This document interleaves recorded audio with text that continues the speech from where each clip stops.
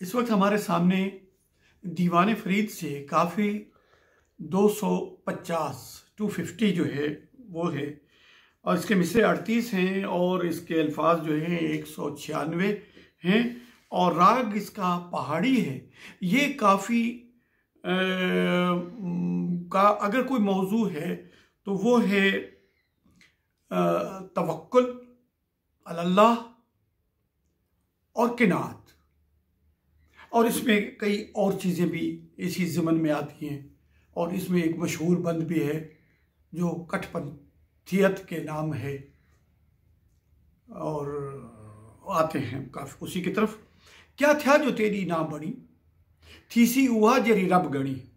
क्या हो गया जो तुम्हारा मंसूबा जो था वो नहीं बना? अगर वो कामयाब नहीं हुए तुम उस मंसूबे में, तो मत बोलो तुम्हारे सर पे एक और भी है जिसके तमाम मंसूबे कामयाब होते हैं। अगर तुम इस बात पर बेचैन हो कि जो तुम चाहते तो वो नहीं कर पाए, तो फिर कुछ तवक्कुल इख्तियार करो और कबूल कर लो इसको कि एक फ़आलुन लिमा युरीद मौजूद है।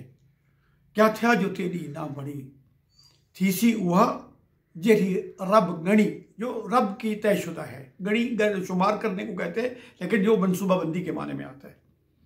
दौलत को चूची ला अड़ा, ये एक तवक्कुल बताया। दौलत को चूची ला अड़ा, ठग बाजदा डटकू न खा, आजाद थी सफन सफा, चुण घिन सुझाई दी अणी।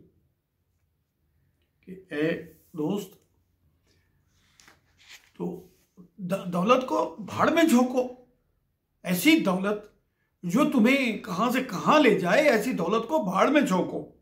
चूची लाड़ा, चूची कहते हैं ऐसी लकड़ी को जिसके ऊपर आग जल रही हो या जिसके ऊपर अंगारे लगे हुए हों, वो अंगारे हों उसके ऊपर, उसको कहते हैं चूची। चौंती भी उसे कहते हैं। अगर उस पर आग जल रही हो लकड़ी पर तो वो फिर लंबी या उलंबी कहते हैं। लंबी भी कहते हैं और उलंबी भी कहते हैं उसको, लेकिन ये चूची उसको कहते हैं जिसके ऊपर आगे अंगारे लगे हुए हैं। दौलत को चूची ला अड़ा, ठग बाज दा डटकू न खा।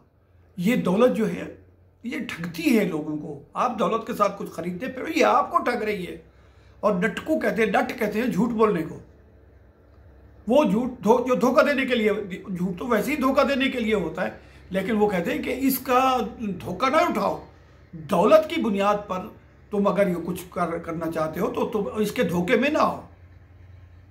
आज़ाद थी सफन सफा, तो इससे आप जान खलासी हासिल करो। जिस दौलत के चक्कर में आप आ गए, जिस दौलत के गरूर में आप मुब्तला हो गए, तो फिर आज़ाद थी सफन सफा, चुन गिन सुनाई दियानी। इससे तो खाली दामन होना बेहतर है।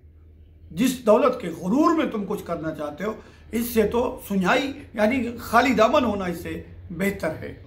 और दुनिया दना थी आशना, हे ए मकारा बेवफा, खामीना मूजिन दा दगा, हे पंज कणी तैकू घनी, हे पंज कणी तैनू घनी।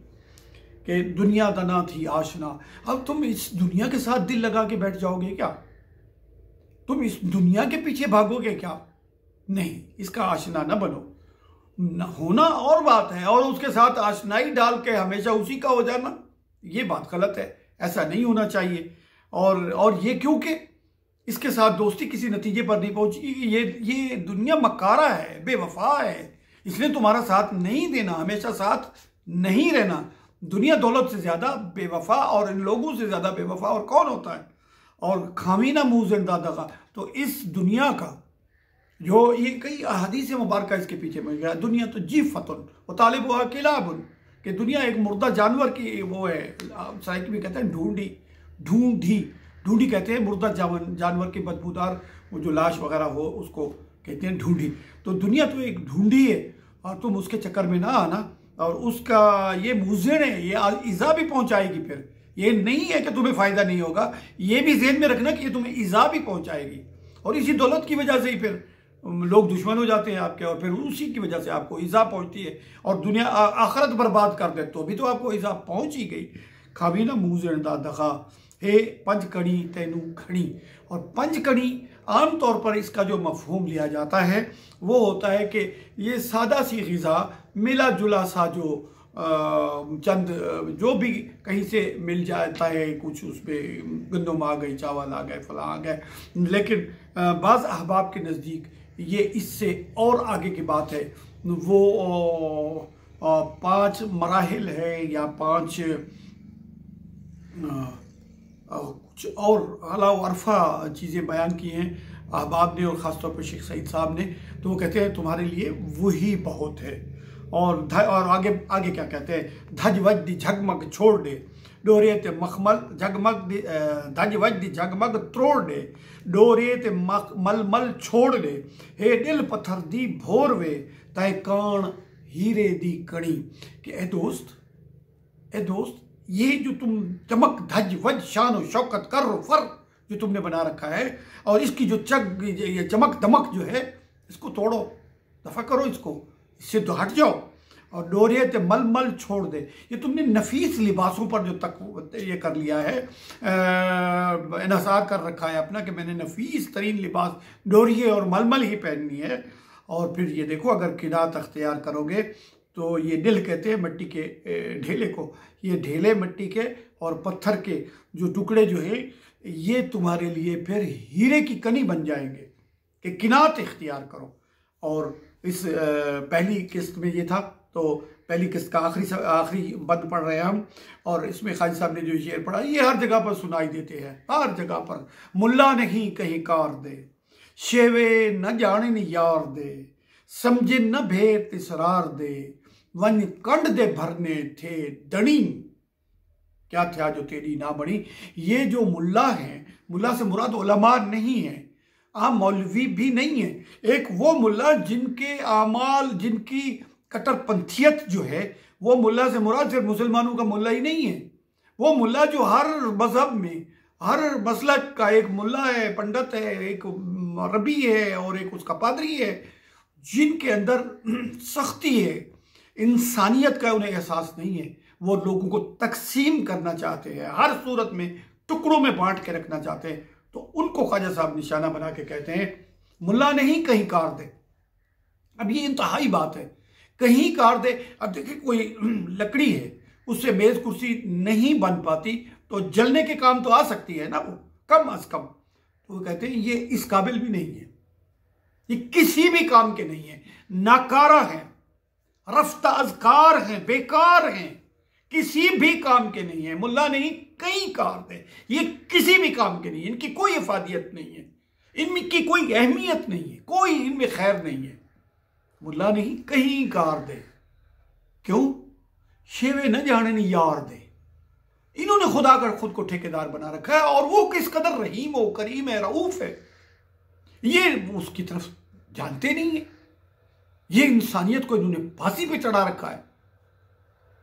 और वाकिफ न भेद इसरार दे, कि इसके अंदर जो राज है उसकी रहमत का, उसकी राफत का, उसकी रहीमी का, उसके रहमान होने का, ये उसको जानते ही नहीं है। और नतीजा क्या हुआ है, वही कंड दे भरने थे दणी। अब ये नहीं कहा ख्वाजा साहब ने कि मुंह के बल गिरे हैं, ये नहीं कहा, आम मुहावरा यही है कि वो मुंह के बल गिरे हैं, लेकिन ख्वाजा साहब ने कहा कंड दे भरने। अब मुंह के बल गिरने में और कंड दे भरने यानी पुष्ट के बल गिरने पर क्या फर्क है, कि जो ही कोई मुंह के बल गिरता है तो फितरी तौर पर फितरत उसकी मदद आती है और इंसान के हाथ उसका दिफा करते हैं, और फौरन गिरता हुआ आदमी अपने हाथ आगे लाता है और गैर शऊरी तौर पर फितरी हरकत होती है। लेकिन जब कोई पुष्ट के बल गिरता है तो वो बहुत बुरा गिरता है और उसकी बड़ा बेभरम होता है फिर वो। तो ख्वाजा साहब ने कहा कि इन लोगों को जो चूंकि ये किसी काम के नहीं है, बेकार नाकारा हैं, और ये दोस्त के शेवे जो अंदाज जो है अल्लाह की रहमत के और उसके राफत के, उसकी रहीमी के, करीमी के, ये वो जानते ही नहीं है, इनको कुछ शऊर ही नहीं है। और समझन न भेद इसरार दे, और अल्लाह ने इस पे क्या इसरार रखा है कि उसने डराया भी है, वो माफ़ करने वाला भी है, और वो उज़्र और बहाने ढूंढता है, और वो कहता है कि मेरे गुस्से और पर मेरी रहमत जो है वो सबकत रखती है। तो फिर क्या होता है, और ये अपनी कट्टरपंथियत की वजह से वही कंड दे भरने थे दड़ी, उसका नतीजा ये हुआ कि इनसे ही लोगों ने नफरत करना शुरू कर दी है और ये बेकार नाकारा और ज़िंदगी के दायरे से निकल चुके हैं। और इस तरह काफ़ी नंबर 250 की पहली किस्त का इख्तिताम होता है।